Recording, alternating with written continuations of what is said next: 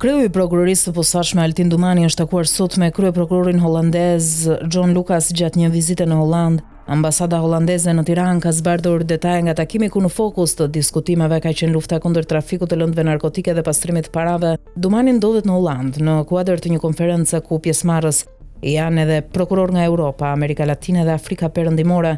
Shumë eksponent nga Shqipëria të krimit dhe trafikut të drogës strahohen në Holland, Europë dhe vendet e Amerikës Latine. Shqiptarët të cilët kanë pushtuar tregun e kokainës në Holland pastrojnë paratë e krimit në vendin tonë. Trafiku i organizuar i drogës dhe pastrimi i paligjshëm i parave nuk ndalen në kufi dhe as qasja e Hollandës për të luftuar këtë çështje. Nga data 25 deri më 28 mars, Holanda po pret një konferencë të rëndësishme ku marrin pjesë prokurorit kryesore nga Europa, Amerika Latine dhe Afrika Perëndimore së bashku me aktorë të tjerë. Aktiviteti u hap nga Ministri i Sigurisë dhe Drejtësisë i Hollandës, David van Vel.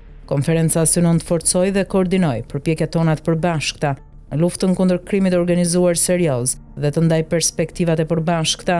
Prokuroria holandeze është krenare që ka mirëpritur në këtë aktivitet veçantë në emër të Shqipërisë Altin Dumanin, drejtuesi i strukturës posaçme kundër korrupsionit dhe krimit të organizuar, thuhet në njoftimin e ambasadës.